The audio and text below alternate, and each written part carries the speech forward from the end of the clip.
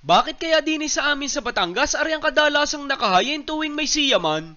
40 days at baba ang luksa. Hindi ko rin nga sadya malaman. Ewan ko. Siguro pamahiin ng mga matatanda. Yung tipong pupunta ka sa lamay, syempre sisilip ka muna sa baklay. Mangingitot, mangangalabit, pengin 20. Digay ayos na. Tapos mapapasilip ka naman sa nakahayin. Pagbuklat mo, potserong tambakol pa madadatnan. Digay automatic mapapakain. O siya, ipiprito ko muna aring tambakol. Papupula-pulahin laang, wag mong tutustahin siyempre. Ayos na ang ganaring itsura para laang hindi madurog at maghiwa-hiwalay. Itatabi ko laang muna at gagayatin ko naman aring saging na saba. Kaunting tip lang para sa mga hindi nakakaalam. Garne ang pagtatalop na para hindi masyadong makalat. Tapos aring giray-giray na kutsilyo ko naman muna ang gagamitin kong panggayat para mas gwapo kahit papaano. Isang pirasong maliit na patatas lang sasapat na. Ganun lang din sa carrots. Binaa ko lang sa gitna at ginayat ko na din ng semi-pahaba. Babalik naman tayo ngayon sa kawali. Dadagdagan ko pa ng mantika para mas maganda ang pagkakaprito din sa mga gulay.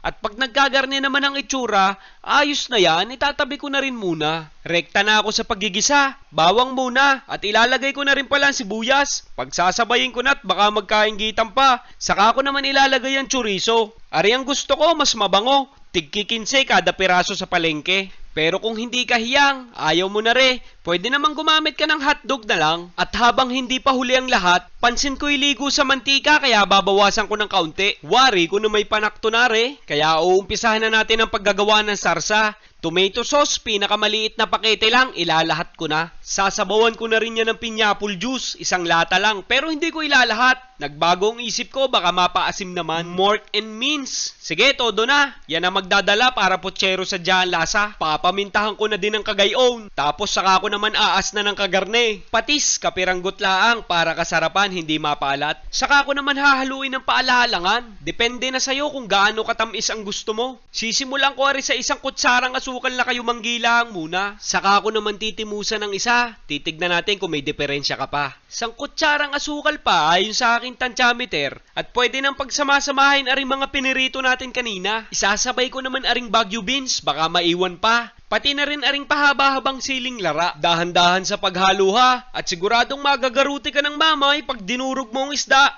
Kabilin-bilinan niya ng mga matatanda. Ay, kita mo ga ang itsura. Walastik na iwalan dyo pa. Uy, ganda ng sarsa. Nilagyan ko pa yan ng petchay. Tapos may repolyo pa. Sadyang hindi ko inalis yan sa busil para hindi maghiwa-hiwalay, mas maganda. Halo pa uli ng isa at nang magkalahok-lahok na ng tuluyan at sadyang ari tatakpan ko na lang ng isa at digay iyan ha. Beautiful, wonderful, super special, deliciousness overload. O siya, basta't ari na lang may papayo ko sa iyo ha. Kung tinatamad kang magluto na maghanap ka na lang kung saan may lamay, doon ka makikain. Ay inang!